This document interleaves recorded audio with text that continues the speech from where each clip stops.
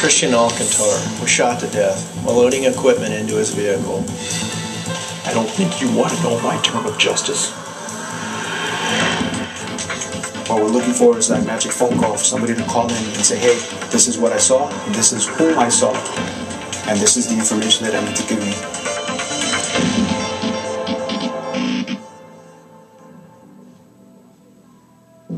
Every year, crimes go unsolved here in Southern California. Loved ones are often left waiting. I'm Joy Benedict. As a news reporter, I've covered countless homicides and crimes, and I know that sometimes the victims of these crimes are forgotten almost as quickly as the headlines fade. So tonight, on Crime Stoppers Case Files, we take another look at these crimes still lingering unsolved in our communities. Let's get right to work. It's August 22nd, 2010. 23-year-old Christian Alcantar, known by his friends as DJ Flash, he was loading up his equipment after a neighborhood party. That's when he was shot for no apparent reason. Here's Christian's story. Ever since Christian was born, we were never away from each other. He was always by my side. And we were a tight little family. I only have my daughter and Christian. My daughter's the oldest. She was 2 years old, and the moment that he was born, she took over. And my daughter was a second mother to him. Him and I were attached to the hip. We were always together. Every time they asked us, oh, Marlene, you want to go do this? Oh yeah, only if Chris can come with me too. I would tell her, always take care of your brother. And she took that very, very serious. They were always together. Christian's mother and I we've been together for 8 years. So I knew Chris as he was growing into being a young man, and he was a remarkable young man. Always there for his family, friends.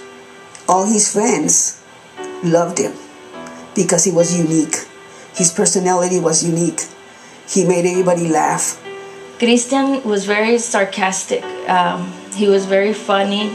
He always made me laugh, and him and I had this language with each other where we would talk to each other in movie quotes, and I don't know how we understood each other, but we did, and I could laugh and laugh and laugh for hours. He was the laughter of a party. He was surrounded by friends, and he took friendship and family very serious. It was very, very important to him to be united, and he always said that family came first. Chris and I had different personalities. I remember once I went to a concert and I asked him, do you want to go with me? Mind you, this was like a metal concert, heavy metal concert. And he goes, okay, I'll go. I go, I bought 2 tickets, I have no one to go with, can you go with me? All right. He went, and he was wearing an Atlanta Falcons football jersey to a metal concert where you see these guys with long hair and tattoos. And I remember we got there and he goes, oh, Marlene, we're in your neck of the woods now. And I started laughing, I started cracking up. But he was a good student, he was a good friend, and I remember him just always being there for me. If I needed something, he was there. I had my daughter, and he would watch my daughter for me. I had to work, I had no babysitter, and he would tell me, don't worry about it, go to work. I don't want you to take her out, it's cold. I'd rather you have her here and I'll watch her. He was only 17 years old when he started watching my daughter. So he was there changing diapers, making bottles, and he watched her until she went to preschool. He grew up being a really happy boy and satisfied with what he had. And he liked working hard to get and achieve whatever he wanted to. He didn't want to get anything free. He wanted to work for it. He grew up taking school very serious. He was a straight-A student. He was always in the honor roll. He loved school. He was always loving life and taking that challenge of what he wanted to do next, and he accomplished it. Whether it was sports, dance, he challenged that until he got it and became good at it. And everything that he wanted to do, he became #1. My brother started DJing with friends. One of my cousins had a little DJ system, and he started playing around with it, and he liked it. little by little, he started buying his equipment here and there. It's very expensive, so he would buy one thing at a time. And when he had his whole thing already, he started going out and trying to make money. You know, we don't work during the summer. We both work for school, so we don't work during the summer. And that was basically what he was doing, just trying to make some extra money and just doing what he liked to do, and listen to music and enjoy the music and play it for other people to enjoy the music. And that's what we would do every Friday nights. My brother, my mom, and I, we would sit on Fridays and dance and listen to music. I have so many videos of him dancing with his friends, with me, at weddings, at parties. And he would, wherever he would hear music, he would start dancing. And basically that's what you see in the videos, is him just dancing at any random place where he can dance. He was everything to me. He was, whenever I needed him, he was there. He just loved life.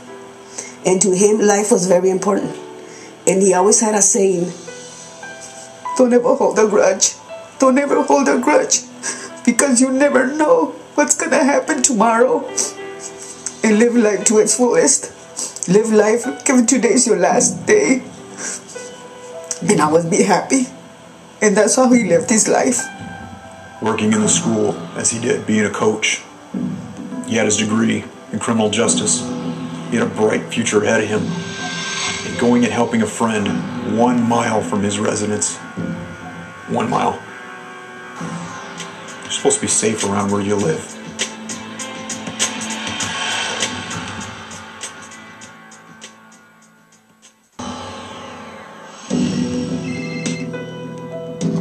Welcome back to Crime Stoppers Case Files, and we now return to the murder of Christian Alcantar.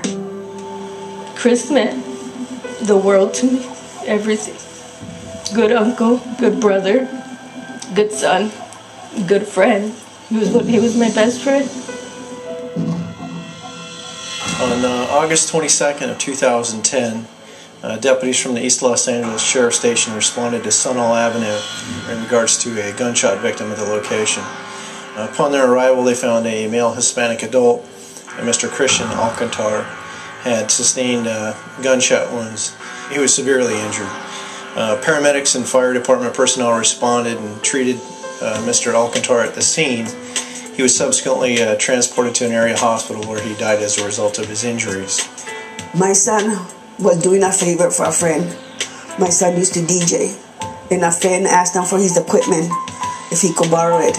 And my son, being as the person as he was, he offered to take the equipment to the place, to take his car, and he stayed there because it just happened to be a party of a student of his, because my son used to be a coach. So they wanted him to stay there at the party. He calls and he goes, Marlene, can I borrow your car? I have a bigger car than he does. And I said, okay. I'm just gonna DJ down the street. It's not that far. I said, all right. As a result of our investigation, we determined that there had been a party at a private residence adjacent to where the shooting took place. Mr. Alcantar, along with several of his friends, oftentimes act as DJs for small parties at family members and friends' homes for various functions, whether it be get-togethers or birthday parties or what have you. The party was just simply attended by friends and family members of this birthday party. It lasted till the wee hours in the morning. But prior to that, I was away on a trip visiting my mother because my father had just passed away. He sent me a text telling me about the party that he was in and how much he wanted me to be there and have fun and laughter with him. How he wanted to share that moment with me. That was about 1 o'clock in the morning. At approximately 3 o'clock or so, Christian had begun to pack up his equipment and had started to load it into his vehicle, which was parked on the street adjacent to the residence where the party occurred. As Christian was loading his equipment is when the shooting took place. And when I realized I had his text, I told my mother, and we were talking about him, what a great kid he was, and how proud I was to be his mother.